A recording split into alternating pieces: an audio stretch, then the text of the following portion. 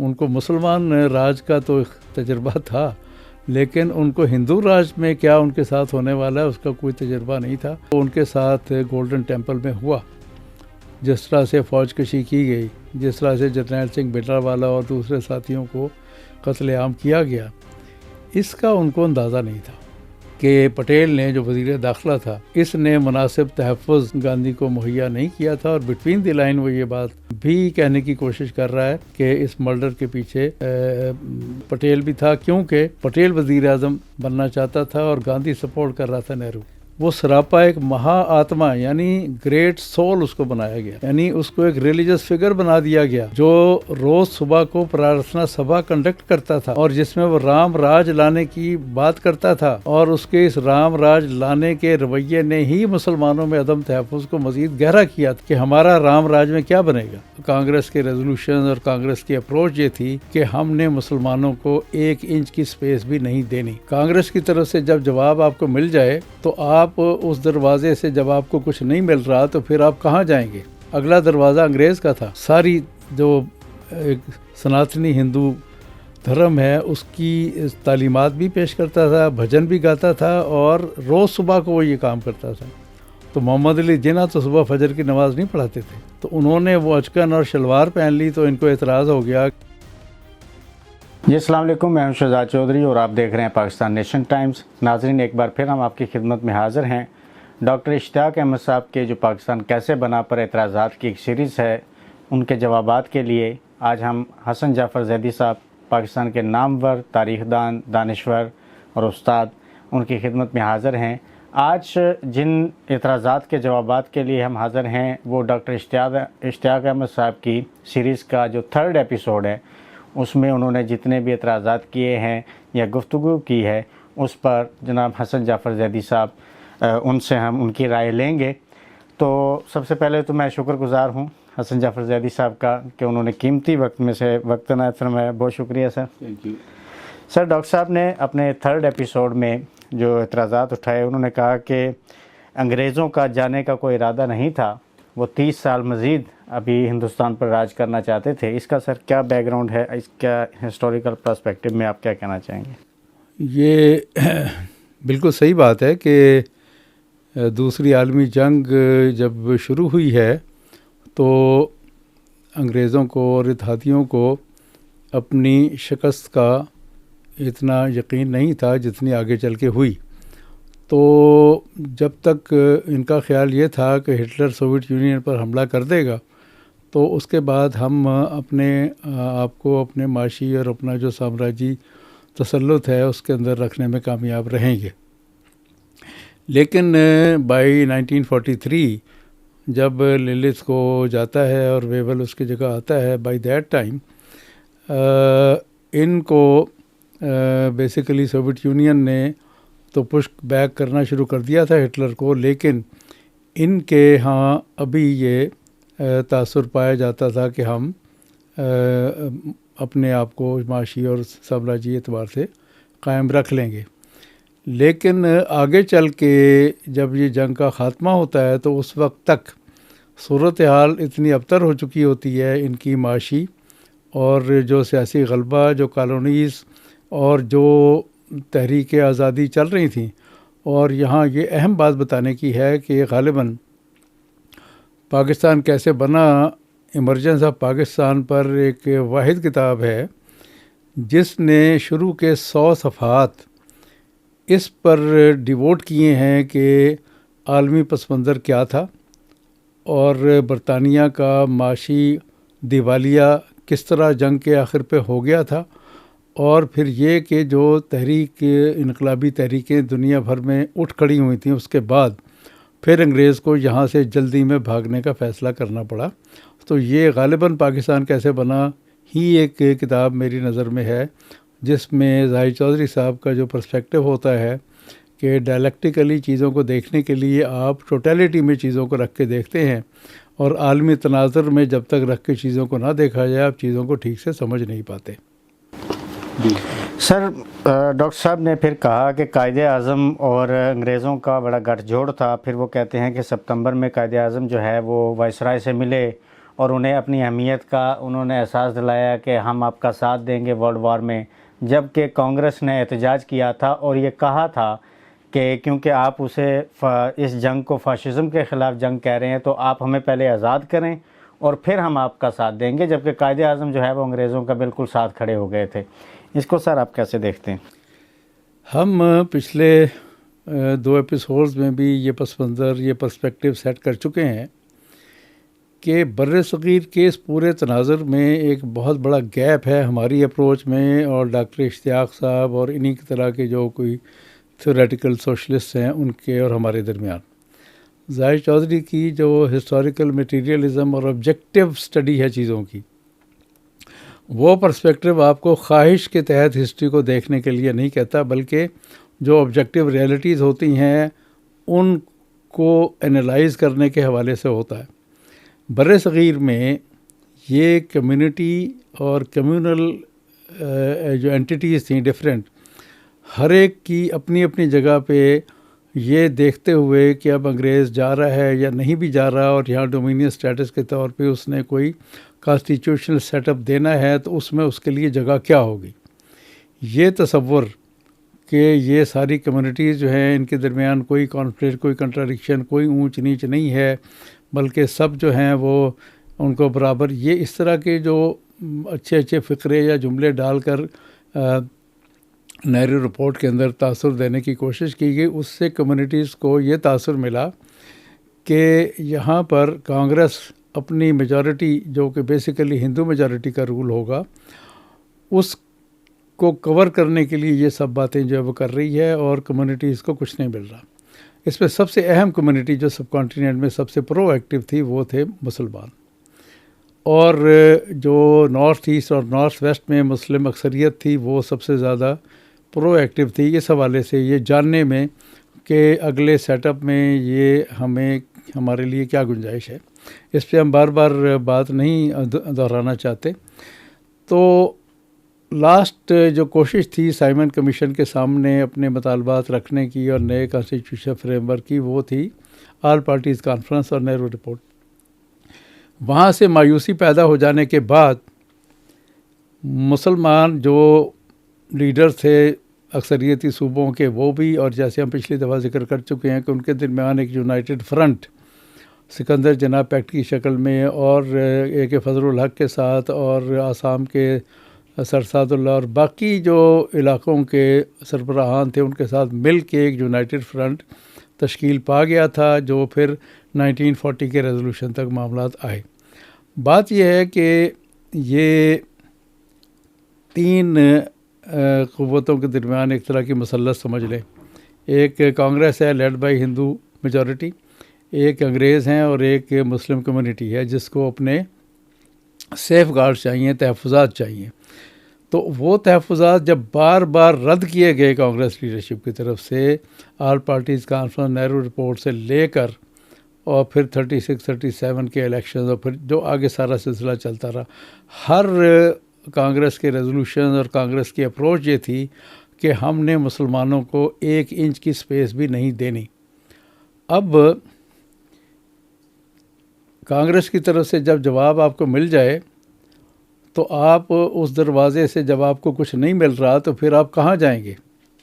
अगला दरवाज़ा अंग्रेज़ का था कि अंग्रेज़ से ये ताउन करें और उससे अपने तहफ़्फ़ुज़ात हासिल करें, क्योंकि कांग्रेस तो बार बार इनकार कर रही थी। अगर कांग्रेस इनको ये तहफ़्फ़ुज़ देती, अगर इनके तहफ़्फ़ुज़ात दूर करती, तो फिर ये उसके साथ खड़े होते अंग्रेज़ के ख़िलाफ़ और जंग के अंदर क्विट इंडिया मूवमेंट के दौरान इनके साथ होते। लेकिन जिस तरीके से इन्होंने लेट 20s, अर्ली 30s, पूरे 30s में किया, और वो लीडर जो इनके साथ थे बड़े अरसे से, मौलाना मोहम्मद अली जौहर, मौलाना, ये सब लोग छोड़ के इनको जिना के जो 14 पॉइंट उनके साथ खड़े हुए, और मुस्लिम कम्युनिटी को आहिस्ता आहिस्ता ये एहसास हो गया और ये इन्होंने एहसास दिलाया कि हम आपको वो गुंजाइश या वो जगह नहीं देंगे। तो फिर ये कौन सा दरवाज़ा खटखटाते भाई? ये बड़ी सिंपल सी ह्यूमन लॉजिक है कि आपको एक तरफ से ठुकराया जा रहा है तो आप दूसरे की तरफ जाएंगे ना। तो फिर इन्होंने बरतानिया को वॉर एफर्ट्स के अंदर भी जाके सपोर्ट किया, और ये जो सितंबर का हवाला दे रहे हैं कि ये मिले और उसको अपनी ताउन का यकीन दिलाया, उस वक्त तक कम्युनिस्ट पार्टी भी ताउन में आ गई थी, क्योंकि जब हिटलर ने सोवियत, देखिए कंडीशंस होती हैं वो डिसाइड करती हैं, कोई एब्सोल्यूट रियलिटीज़ नहीं होती। एक पर्टिकुलर हिस्टोरिकल सिचुएशन में एक ख़ास तनाजुर में रख के चीज़ों को देखा जाता है। 39 से 41 तक जो इम्पीरियलिस्ट वॉर थी वो 41 के अंदर पीपल्स वॉर बन गई। इसी तरह से मुसलमानों के लिए यहाँ पे अंग्रेज़ों की कोई वो नहीं थी कि वो अंग्रेज़ों को हिमायत करना चाहते थे या अंग्रेज़ों की ग़ुलामी करना चाहते थे, लेकिन वो अपने लिए एक तहफ़्फ़ुज़ एक चाहते थे, क्योंकि उनको अदम तहफ़्फ़ुज़ का बार बार एहसास दिलाया जा रहा था। जब इधर से इनकार किया जा रहा था तो उनके पास और क्या ऑप्शन रह जाता था कि वो अंग्रेज़ से बात करें और अंग्रेज़ से कहें कि हम आपकी वार एफर्ट में भी सपोर्ट करते हैं, आप हमारे तहफ़्फ़ुज़ात के लिए हमें यकीन दिलाएं। इस कॉन्टेक्स्ट में इसको रख के देखना चाहिए। बिल्कुल सर। फिर उन्होंने करारदाद लाहौर को बहुत ज़्यादा बार, हर एपिसोड में तकरीबन वो इसको मौजू बहस लाजमी बनाते हैं। फिर उन्होंने ये कहा कि कायद आज़म ने अपनी इस करारदाद की जो स्पीच है वो दो कौमी नज़रिए की बुनियाद पर उन्होंने कहा कि शुरू की। फिर वो कहते हैं इसमें जो कायद आज़म ने जंग में उनका साथ देने का इजहार किया। फिर वो कभी ये कहते हैं कि करारदाद जो है वो सर सिकंदर का आइडिया था, कभी कहते हैं कि खलीक़ुज़्ज़मान इसको क्लेम करते हैं, कभी सर ज़फ़रुल्लाह ख़ान के क्लेम की बात करते हैं। फिर वो ख़ास तौर पे इसको सर थीसिस को मजबूत करने के लिए कहते हैं कि इस करारदाद में जो कायद आज़म ने कहा कि मैं अंग्रेज़ों में जंग में साथ देंगे हम, वो कहते हैं इससे बड़ा सबूत क्या चाहिए अंग्रेज़ों और जना के गठजोड़ का। फिर उसमें कहते हैं इसका साफ नज़र आ रहा है कि एक गठजोड़ था, बादशाह खान और मौलाना अबुल कलाम आज़ाद और अल्लाह बख्श उमरो, इनके मौक़िफ़ ठीक थे।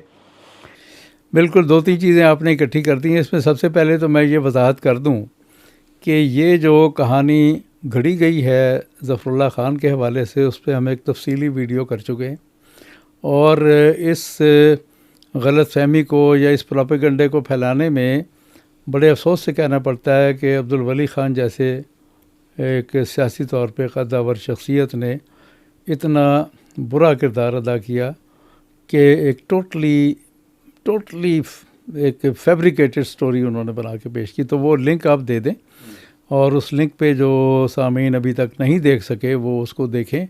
उसमें हमने पूरे दस्तावेजी सबूतों के साथ ये बताया है कि ज़फ़रुल्लाह ख़ान का और वायसराय लिनलिथगो का इस करारदाद से दूर का भी कोई ताल्लुक़ नहीं था। 1 नंबर 2, ज़फ़रुल्लाह ने कभी क्लेम नहीं किया जैसे आप कह रहे हैं कि ये आइडिया मेरा था और इसको छुपाया इसलिए गया कि वो अहमदी था और वायसराय की एग्जीक्यूटिव काउंसिल का मेंबर था, तो इसलिए छुपाया। भाई वो तो ज़फ़रुल्लाह ने क्लेम क्या करना था, उसने तो जब ये वली ख़ान की किताब आई है तो अपना पूरा जो मसवदा है, वो जो नोट उसने भेजा था उसको पब्लिश करवा दिया पाकिस्तान टाइम्स में, जिसकी तफसील हमने आपको दी है। तो उसमें उसने बता दिया, उस नोट को पढ़ें, कि वो पाकिस्तान के भी ख़िलाफ़ दलाइल दिए हैं उसने सेपरेट स्टेट्स के ख़िलाफ़ भी दलाइल दिए हैं, और उसने फेडरेशन की हिमायत की है।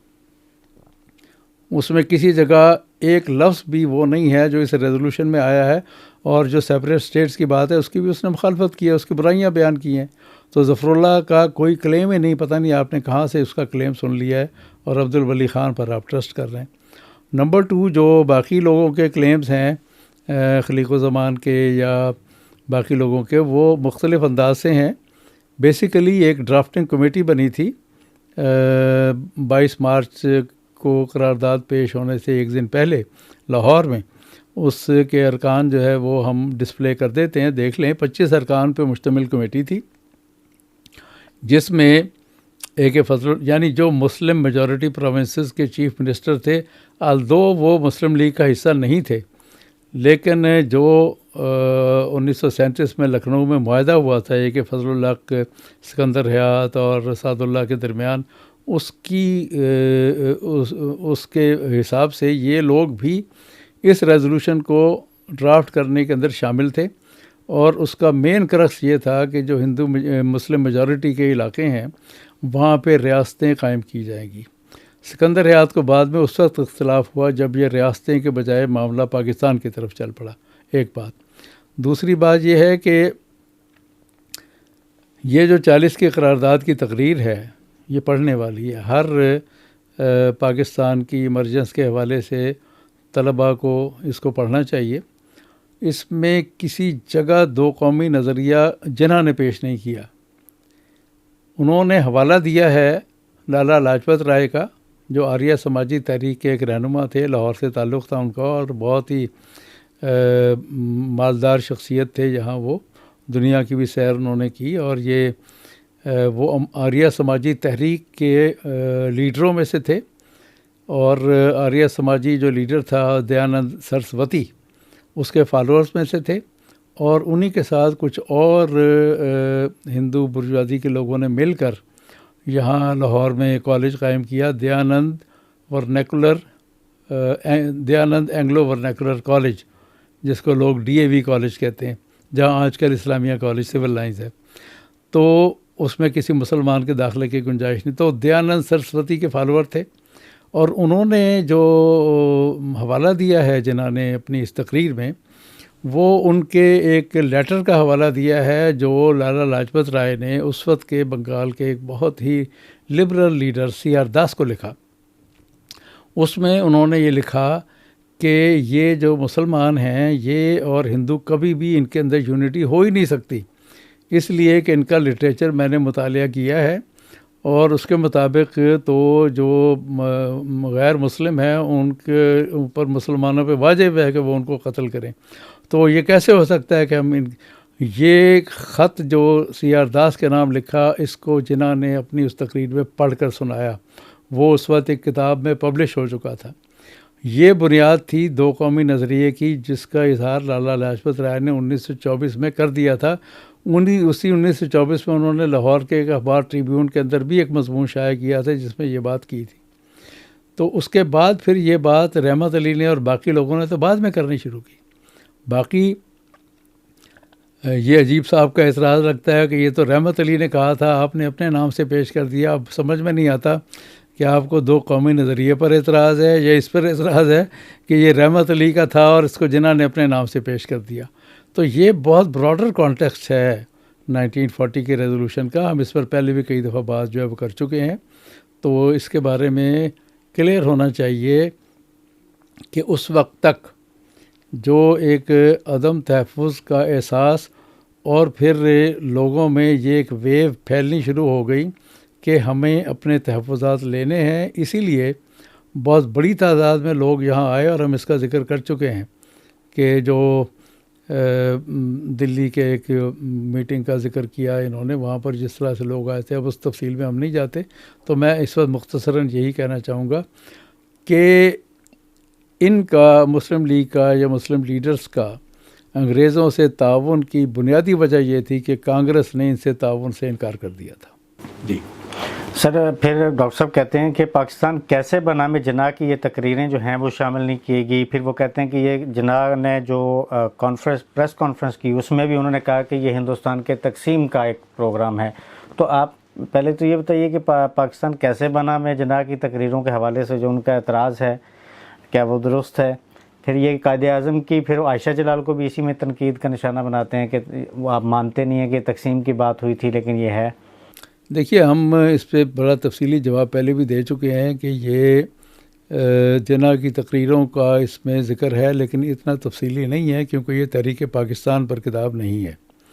ये है पाकिस्तान कैसे बना, ये पाकिस्तान क्यों बना पे नहीं है।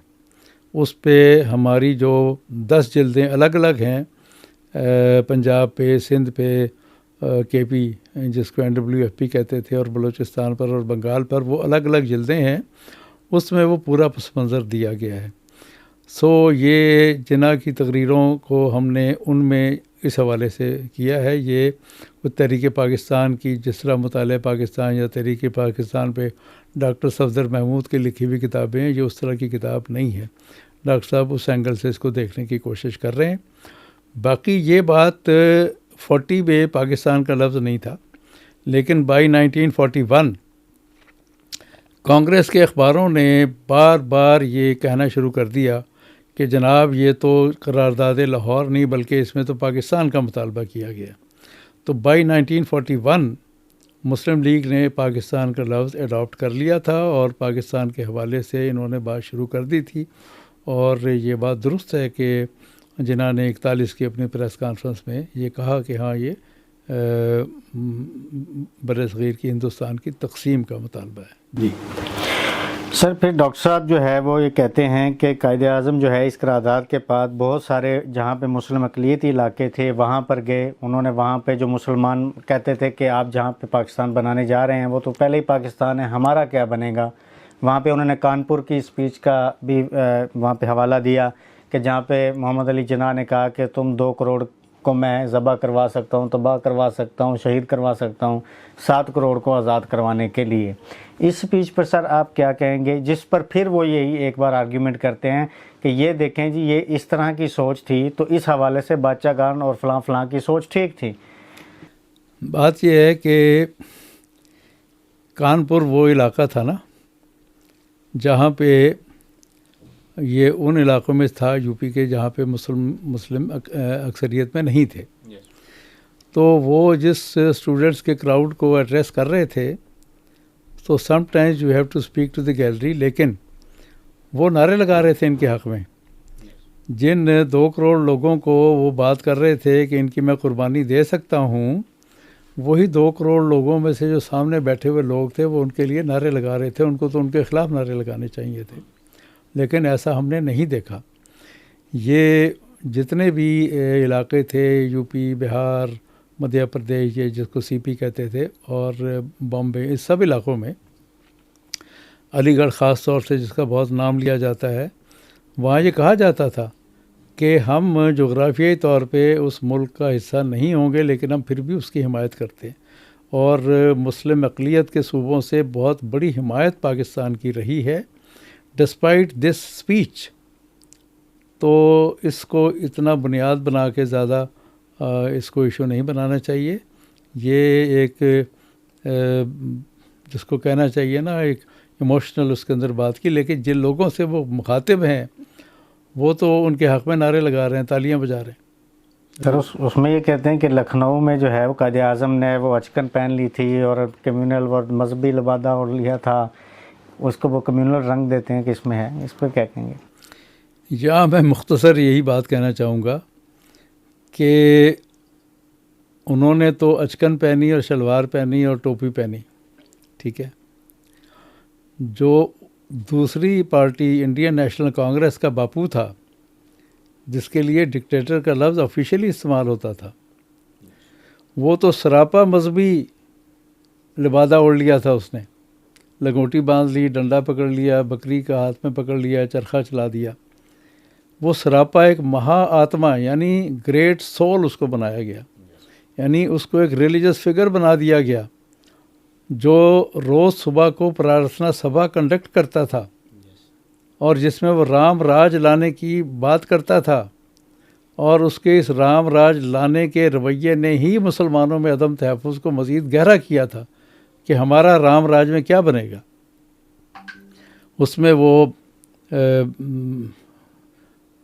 सारी जो एक सनातनी हिंदू धर्म है उसकी तालीमात भी पेश करता था, भजन भी गाता था और रोज़ सुबह को वो ये काम करता था। तो मोहम्मद अली जिन्ना तो सुबह फजर की नमाज़ नहीं पढ़ाते थे, तो उन्होंने वो अचकन और शलवार पहन ली तो इनको एतराज़ हो गया कि उसने गिमिक जो प्ले किया। तो इससे बड़ा गिमिक तो इंडिया की हिस्ट्री में कोई नहीं आया। और वो सब लोग कहते हैं अब कि इस शख्स ने जो हिंदू मुस्लिम यूनिटी को तबाह करने में सबसे ज़्यादा गंदा किरदार महात्मा गांधी ने अदा किया। ये इस तरह का मजहबी लिबादा ओढ़ के उसने मुसलमानों को ये तासुर दिया कि यहाँ पे राम राज और हिंदू राज कायम होगा। तो यही मैं इसके बारे में कहना चाहूँगा। और चलिए इसमें एक ज़िमनी सवाल अगर मैं करूं कि बाज़ लोग इसको भी एक सेकुलरिज़म का हवाला बना के पेश करते हैं कि वो जो वहाँ पे उस वक्त प्रार्थना होती थी सुबह टाइम, वहाँ पे जो तलावत से आगाज़ होता था और ये तो हिंदू मुस्लिम का बड़ा इत्तेहाद का था। फिर बाद में वो कहते हैं कि गांधी तो मरे भी मुसलमानों के लिए, मरण व्रत रखते हुए पाकिस्तान के हकूक़ के लिए। तो इसमें सर ये जो एक सेकुलरिज़म के साथ जोड़ देते हैं इस हवाले को, मैंने प्रार्थना सभा की जो प्रोसीडिंग्स देखी हैं, उनका जो बायोग्राफ़र है प्यारे लाल, मुझे नहीं कोई ऐसी प्रार्थना सभा कहीं गिमिक के तौर पे एक आध दफ़ा करवा दी हो तो करवा दी हो, लेकिन ऐसा नहीं होता था। प्रार्थना सभा जो है वो प्योरली हिंदू भजन गाए जाते थे और हिंदुओं की रसूमात और राम राज के बारे में तकरीरें होती थी वहाँ। तो बाकी ये कि जो आगे चल के फिर वो 48 के अंदर अगर हम आएंगे तो वहाँ फिर उसका बताएंगे कि क्या हालात थे, जिसमें पहुंचकर जो एक तरफ हिंदू एक्सट्रीमिस्ट थे और एक तरफ यानी आरएसएस के लोग, और एक तरफ ये वो लोग थे जो कि कभी इधर कभी उधर अपना एक तासुर देने की कोशिश कर रहे थे। तो उसके नतीजे में जो गांधी का मर्डर है उसकी और भी बहुत सारी वजूहत बताई जाती हैं, जिस पर अबुल कलाम आज़ाद ने भी एतराज़ किया है अपनी किताब में कि पटेल ने जो वज़ीर दाखिला था इसने मुनासिब तहफ़्फ़ुज़ गांधी को मुहैया नहीं किया था। और बिटवीन द लाइन वो ये बात भी कहने की कोशिश कर रहा है कि इस मर्डर के पीछे पटेल भी था, क्योंकि पटेल वज़ीर आज़म बनना चाहता था और गांधी सपोर्ट कर रहा था नेहरू को। तो ये आगे तफसील की ज़्यादा बातें, इस वक्त जो मौजू है हम उसी पर रहें तो मेरा ख्याल ज़्यादा बेहतर है। सर फिर वो कहते हैं करारदाद के बाद सिखों का जो रद्द-ए-अमल था कि पाकिस्तान बन रहा है, क्योंकि वो कहते हैं कि वो फिर उन्हें करबला की तरह वो याद आना शुरू हो जाता था जो मुस्लिम राज में सिखों के साथ हुआ था, तो इसलिए सिखों का रद्द-ए-अमल बड़ा फितरी था। इस पर सर आपका पॉइंट ऑफ व्यू क्या है? ये बात बिल्कुल दुरुस्त है कि सिखों के गुरुओं को जिस तरह से मुग़ल बादशाहों ने मरवाया, डॉक्टर साहब ने तो सिर्फ 2 नाम लिए हैं ना, गुरु तेग बहादुर और गुरु गोबिंद सिंह। मैं इसमें इजाफा करता हूँ, 5वां गुरु अर्जुन सिंह, उसको जहांगीर ने मरवाया, क्योंकि उसका जो बागी बेटा था खुसरो, उसको अर्जुन सिंह ने पनाह दी थी यहाँ लाहौर में रावी दरिया के पास। तो अर्जुन सिंह को जहांगीर ने कत्ल करवाया, औरंगज़ेब ने नवें गुरु तेग बहादुर को कत्ल करवाया और गुरु गोबिंद सिंह के बेटों को उसने मरवाया। और उसके बाद 1707 में तो इसका औरंगज़ेब का इंतकाल हो जाता है। 1708 में जब उसके जानशीनों में तख्त नशीनी की जंग हो रही थी, उसमें गुरु गोबिंद सिंह एक फैक्शन को सपोर्ट करने के लिए आ गए थे। तो लाहौर की जो मस्जिद वज़ीर ख़ान जिसके नाम पर है, ये गवर्नर था लाहौर का, इसने गुरु गोबिंद सिंह को मरवा दिया था। ये सारा मजहबी लिटरेचर का भी हिस्सा है, उनके जो गुरुद्वारे हैं उनमें पेंटिंग्स का भी हिस्सा है। ये बात बिल्कुल दुरुस्त है। इस बैकड्रॉप में सिखों का मुस्लिम मेजॉरिटी के अंडर रहने के ख़िलाफ़ आवाज़ उठाना बिल्कुल फितरी बात थी। मैं इससे इत्तेफाक करता हूँ कि उस पस मंज़र में वो कैसे भुला सकते थे कि हमारे साथ मुसलमान बादशाहों ने जो कुछ किया है, हम इनकी मेजॉरिटी या इनकी डोमिनेशन में हम कैसे रहेंगे। लेकिन डॉक्टर साहब बात यहाँ ख़त्म नहीं होती, बात इससे आगे चलती है। इस पस मंज़र में उन्होंने कांग्रेस को और हिंदू राज को, या ये जो कांग्रेस की लीडरशिप थी, उसको सपोर्ट किया। लेकिन उनको मुस्लिम राज के अंदर जो ज़्यादतियाँ हुई उसका तो एक्सपीरियंस था, लेकिन जो हिंदू राज में उनके साथ होने वाला था उसका कोई एक्सपीरियंस नहीं था, क्योंकि वो इससे पहले कभी हिंदू राज में रहे नहीं थे। लेकिन जब वो हिंदू राज में आए तो जो वादे नेहरू ने किए थे और पटेल ने उनके साथ कि उनको खालिस्तान का स्पेशल सूबा दे दिया जाएगा, वो नहीं दिया गया। मास्टर तारा सिंह मरण व्रत रखते रखते मर गए और जेलों में भी डाला गया उनको, और बहुत मुश्किल से जाके अराउंड 64-65 जो है वो पंजाब का सूबा अलग दिया गया, लेकिन उसको भी वो इख्तियारात नहीं दिए गए जो वादा किए गए थे। और फिर जो उनके साथ गोल्डन टेम्पल में हुआ, जिस तरह से फ़ौजकशी की गई, जिस तरह से जरनैल सिंह भिंडरावाला और दूसरे साथियों को कत्लेआम किया गया, इसका उनको अंदाज़ा नहीं था। उनको मुसलमान राज का तो तजर्बा था, लेकिन उनको हिंदू राज में क्या उनके साथ होने वाला है उसका कोई तजर्बा नहीं था। अब जब कि वो तजर्बा हो गया है तो अब उनको भी अकल आ गई है और बाकायदा पछताते हैं और कहते हैं कि हमारा वो फ़ैसला कांग्रेस को सपोर्ट करने का गलत था। हम भी उस वक्त अंग्रेज़ से खालिस्तान मांग लेते तो अंग्रेज़ शायद हमें दे देता, लेकिन कांग्रेस लीडरशिप ने हमें नहीं दिया।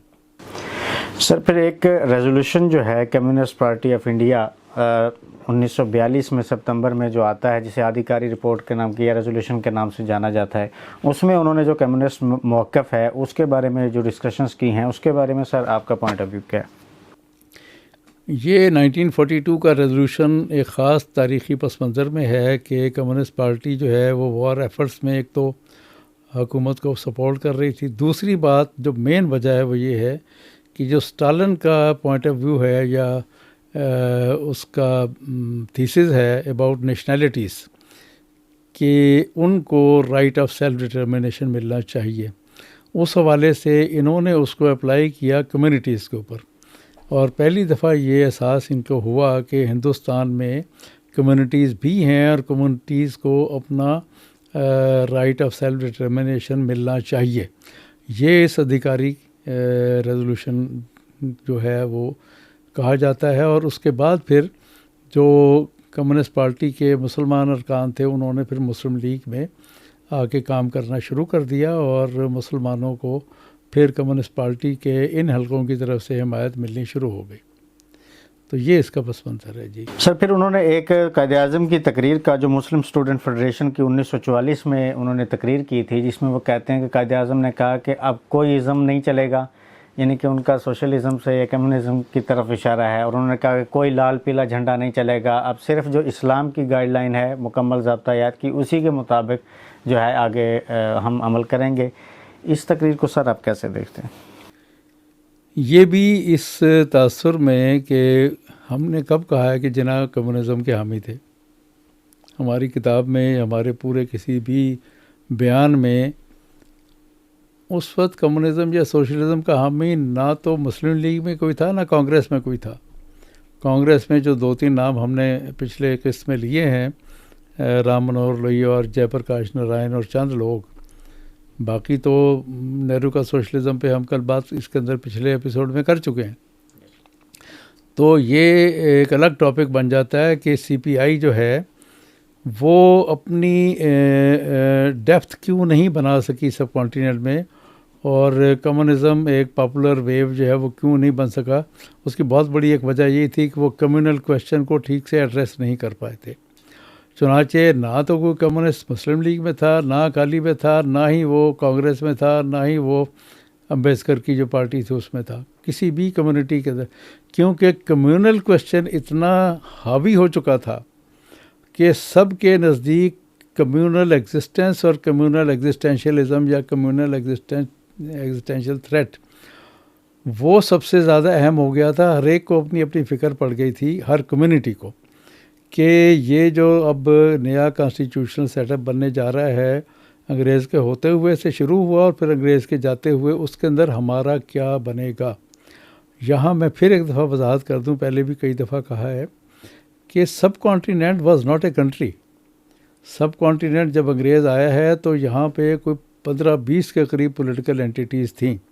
वो एक मैप है, वो भी हम दिखा देते हैं कि 1764 में जब अंग्रेज़ ने बंगाल की रेवेन्यू कलेक्शन पर टेक ओवर किया और वहाँ से कंपनी की हुकूमत शुरू होती है, तो ये इतना बड़ा इंडिया उन्होंने यूनाइट किया था और एक अपना एक बहुत बड़ी एम्पायर उन्होंने बिल्ड की थी। अब इस एम्पायर को टेक ओवर करने के लिए सबसे ज़्यादा एम्बिशियस जो है वो कांग्रेस का हिंदू लीडरशिप था, जो पूरे सब कॉन्टिनेंट को हड़प करना चाहता था। इंडियन बुर्जुआजी उसको लीड कर रही थी और उसके अंदर बाकी लोग फ्रीडम स्ट्रगल के नाम पे उसके अंदर जेलें भी भुगत रहे थे, मारे भी खा रहे थे, लेकिन उन्हें नहीं पता था कि ये बेसिकली एक बुर्जुआ स्टेट या बुर्जुआ जो है आगे। इसी तरह से जो मुस्लिम कम्युनिटी है ये अपने सर्वाइवल के लिहाज से कोशिश कर रही थी और इनको भी ये नहीं पता था कि हिंदू राज से तो इनको निजात मिल जाएगी, लेकिन फिर और कब्ज़ा ग्रुप आ जाएंगे। इस पर हम बात जो है वो कर चुके हैं। लेकिन ये जो कहना है कि कम्युनिज़म के हवाले से कायद-ए-आज़म का ये बयान है, ये बिल्कुल है उनकी तकरीर के अंदर। और उसमें ये भी हुआ था कि कम्युनिस्टों के एक्टिवली मुस्लिम लीग के साथ पार्टिसिपेट करने के नतीजे में ये जो मुस्लिम कम्युनिटी के हवाले से सारा थीसिस बिल्ट हुआ था, इसके बारे में ये ख्याल था कि शायद लोग इधर उधर जो है वो ना निकल जाएं। तो इस कॉन्टेक्स्ट में है ये। और इस पर जो सिविल एंड मिलिट्री गज़ट के अखबार की रिपोर्ट है उसमें भी 2-3 वर्जन्स दिए गए हैं और उसके अंदर क्राउड ने तालियां बजाई हैं, नारे लगाए हैं। तो बात यह है कि कम्युनिज़म की वेव दो फील्ड्स में तो थी। एक लिटरेचर में अंजुमन तरकीब साहब मुसन्नफ़ीन ने जितना पावरफुल अदब क्रिएट कर दिया है वो उर्दू अदब में नहीं कभी तख्लीक हुआ। दूसरे इनकी मेन एक्टिविटी थी ट्रेड यूनियन के अंदर। ट्रेड यूनियन में इनकी बहुत स्ट्रेंथ थी, लेकिन पॉलिटिकल लैंडस्केप में इनकी एग्जिस्टेंस ना होने के बराबर थी। चुनांचे कम्युनिज़म के हवाले से जो वो एक अलग टॉपिक बन जाता है कि ये कम्युनिज़म ने क्यों रूट्स नहीं पकड़ी सब कॉन्टिनेंट में। सो इस हवाले से ये इनका जो बयान है, एक तो ये अगेन मैं कहूँगा कि sometimes you speak to the gallery, but at the same time इनको ये था कि अब जब ये हमारी कम्युनल स्ट्रगल एक डायरेक्शन पे चल पड़ी है तो इसको इधर उधर ना होने दिया जाए। सर, डॉक्टर साहब ने जो है वो इस रेजोल्यूशन में जो 1942 में आई है कम्युनिस्ट पार्टी की आधिकारी जो रेजोल्यूशन है, उसमें वो कहते हैं कि इसमें मुसलमानों और सिखों को अलग से नेशनल आइडेंटिटी जो बनाई है, उसको जो बुनियाद बनाया है, इसमें सबसे बड़ी जो आइडेंटिटी है वो तो दलित्स की बनती है। तो उसमें वो कहते हैं सिखों और मुसलमानों ने भी उनके साथ जो है वो ज़्यादती की है, उनको अलग से कोई नेशनल आइडेंटिटी नहीं मिली। तो फिर वो कहते हैं ये तो शुरू से ही था। सर सैयद अहमद ख़ान भी जो है अशराफिया को जो है वो सराहते थे और कहते थे कि उन्होंने अंग्रेज़ों का साथ दिया, और जिन्होंने बगावत में साथ दिया वो तो सारे जुलाहे और छोटे मुसलमान थे, तो उन्होंने बगावत में हिस्सा लिया। इसमें सर क्या हकीकत है? देखिए, सर सैयद के टॉपिक पर तो अलग से बात हो सकती है, लेकिन यहाँ मैं ये कहूँगा कि उस वक्त बहस ये चल रही थी कि दलित क्या हिंदू मज़हब का हिस्सा हैं या उससे अलग कम्युनिटी है। ये बात डिबेट में थी, और 1940 में ही अम्बेडकर की एक किताब बड़ी मशहूर है जो पार्टीशन के हवाले से है, और उसमें उन्होंने भी कम्युनिटीज़ के राइट्स की बात की है। सो वो अधिकारी कमीशन ने या इन्होंने उनको अलग से ट्रीट करके एज ए कम्युनिटी नहीं लिया। तो इसका बेहतर जवाब तो अधिकारी साहब ही दे सकते हैं, लेकिन मैं अपनी अंडरस्टैंडिंग ये समझता हूँ कि ये कांग्रेस की तरफ से और गांधी की तरफ से ख़ास तौर से ये लफ्ज़ दिया गया था हरिजन। तो उनको अछूत का लफ्ज़ के बजाय हरिजन कह के उनको कहा यह जा रहा था कि ये भी हिंदू मत का ही या हिंदू कम्युनिटी ही का हिस्सा है। तो ग़ालिबन इस वजह से उन्होंने उनको अलग से राइट्स के लिए उनको हक़ खुद इरादियत की बात नहीं की। लेकिन जो एक बहुत अहम बात है वो ये है कि अम्बेडकर और जोगिंदर नाथ मंडल, इन दोनों की एक शेड्यूल्ड कास्ट फेडरेशन थी, और ये अपने लिए अंग्रेज़ों से अलहदा तहफ़्फ़ुज़ात मांग रहे थे। इस हवाले से ये कांग्रेस के साथ नहीं थे, ये अलग से अपनी डिमांड्स को पुट अप कर रहे थे। गांधी ने मरण व्रत रख लिया और मजबूर किया अम्बेडकर को कि वो कांग्रेस का साथ दें। यहाँ आके उस शेड्यूल्ड कास्ट फेडरेशन में स्प्लिट हो गया। अम्बेडकर कांग्रेस को सपोर्ट करने चले गए और जोगिंदर नाथ मंडल मुस्लिम लीग को सपोर्ट करने चले गए। अब वो बात की कहानी है कि यहाँ मंडल के साथ भी बहुत बुरा हुआ और वहाँ अम्बेडकर के साथ भी बहुत बुरा हुआ। अम्बेडकर को हुकूमत छोड़नी पड़ी, वज़ारत से इस्तीफ़ा दिया। वो सब जो बातें की गई थी कि दलित के साथ ये वादे किए, सब वादे भुला दिए गए, और अम्बेडकर ने ना सिर्फ हुकूमत छोड़ी बल्कि हिंदू मत भी छोड़ दिया, बुद्ध मत इख्तियार कर लिया।